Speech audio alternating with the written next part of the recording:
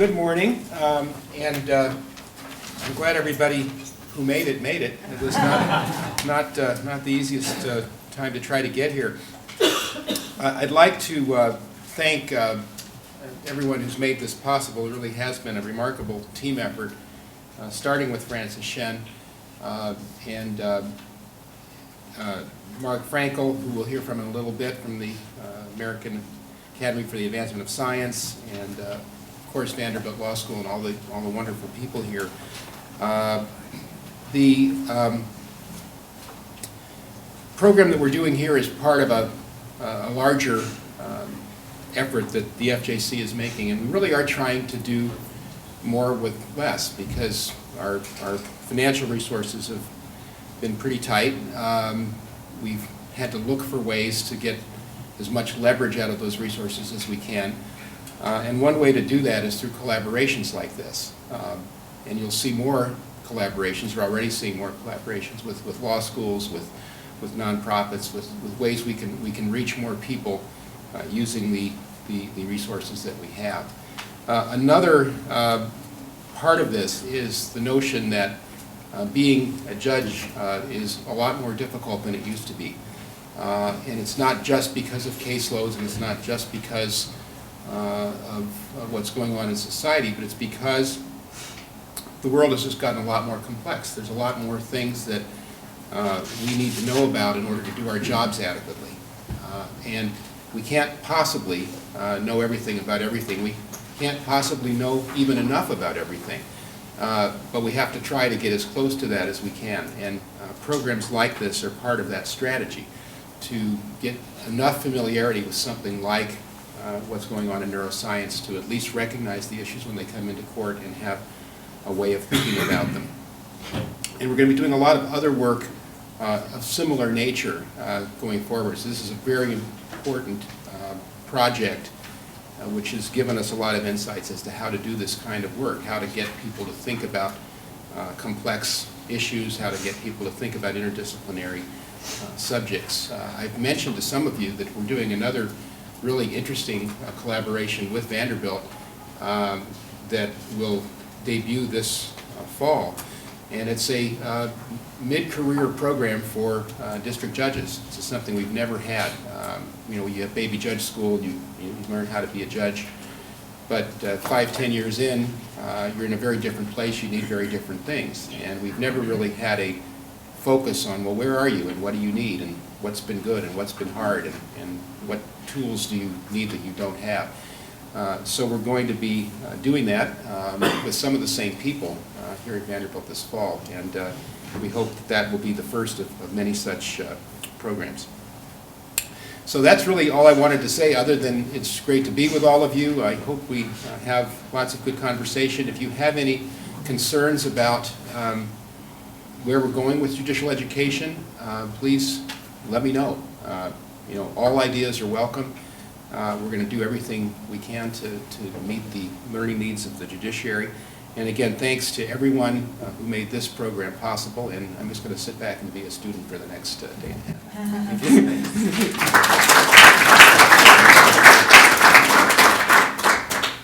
Thank you. I want to invite next to the stage Dr. Mark Frankel, the American Association for the Advancement of Science. Dr. Frankel and AAAS are new partners this year, and we couldn't really be more excited about this. I hope you'll say a little bit about AAAS, but just for those who aren't familiar, there really isn't an intersection of law, policy, science that this group is not actively aware of or involved with, and we were just tremendously excited to have this partnership, and in particular to have Mark's knowledge. They run programs like this many times over, and it's just been wonderful to work with you and to have your input here. Dr. Frankel is the Director of Scientific Responsibility, Human Rights, and Law, and we look forward to your welcome. Thank you. Thank you. Thank you, Frank. Well, good morning. I want to add my welcome on behalf of AAAS. That is the acronym we use to identify ourselves. The American Association for the Advancement of Science. I also want to thank the MacArthur Research Network for inviting us to co-sponsor this event. We're really very delighted to do so. Let me just say a few words about AAAS generally before talking about our connection to this particular event. We are the largest multidisciplinary scientific society in the world. That is, we represent all of the disciplines as opposed to being very specialized in one scientific realm or another. We publish a leading journal in science, appropriately titled Science. And we also have a variety of programs. For example, we're very much interested in science education in K through 12, as well as at the collegiate level. We're also this year celebrating our 40th anniversary of the AAAS Science and Technology Policy Fellowships Program. This is a program whereby we bring scientists and engineers from throughout the country to Washington for a year or two. We're based in Washington, D.C. And they get an opportunity to work with members of Congress and their staffs or agency officials from the NIH to the National Science Foundation, Department of Energy, Environmental Protection Agency, so forth and so on. So it's a win-win situation. On the one hand, the Congress and the agencies have the opportunity to learn from, if you will, this scientist or engineer and have them on board for years in addition to their staffs. The second part of that, of course, is that the scientist and engineer come to Washington to learn a little bit more about how public policy is made. And that we think is very valuable. A good percentage of them stay in Washington and end up working within Congress or the agencies, but another good chunk of them return to wherever they might be in your states to share that knowledge they gained in Washington with others. I'm very happy to announce that in the year 2014-15, we're going to have our very first AAAS Science and Technology Policy Judicial Fellow. The selection process is underway. Some of you may know Judge Barbara Rothstein, former head of the FJC. She serves on our selection committee. And we will be announcing the winner, if you will, in about another month. And he or she will come to Washington and work either for one of the courts or perhaps even the Federal Judicial Center. That's to be determined. But it'll be our first opportunity to reach out to the judicial branch with this particular program at AAAS. So that sort of segues into my program at AAAS. As Francis said, I direct something called the Scientific Responsibility, Human Rights, and Law program. And we're very much focused, if you will, on the intersection between science, law, and technology. We are the only scientific society with a joint standing committee with the American Bar Association. It's called the National Conference of Lawyers and Scientists, made up, as you might imagine, half science and half lawyers. Many of them academics, some of them private practice, and we've even had a judge or two serve on this particular committee. This was formed in 1974 and meets 3 times a year.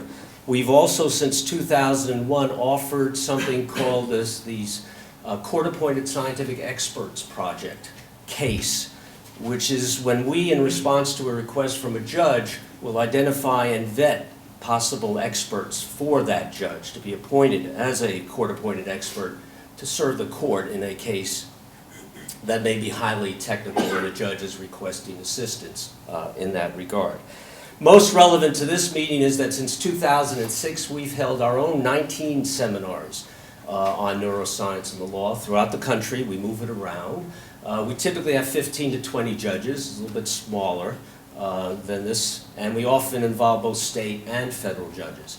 And we do this in collaboration with the FJC, the National Center for State Courts, as well as the Judicial Division at the American Bar Association. So it's very much a collaborative effort, and we have 2 more planned for this year. One will be in early June, and the other will be sometime in the fall. And if you're interested in knowing more about those, please let me know. So I'm delighted to welcome you. I'm looking forward to hearing some of your thoughts and ideas about how the courts should think about, anticipate, respond to some of the advances in neuroscience, and also enjoyed listening to some of the speakers. And if there's something that I can tell you more about AAAS and how we might interact with some of you and your colleagues back home, please buttonhole me during the course of the meeting. I'd be happy to chat with you. So welcome. Let's have a very good meeting, as I think it will be. I'm excited about it, and it's very nice to see so many of you here. And as was said earlier, the demand for this is quite substantial, quite substantial. We also have a waiting list for our programs particularly at the state level. There's a thirst there, if you will, for a little bit more knowledge about this arena, so we're happy to do what we can to fill it. So, thank you very much and welcome.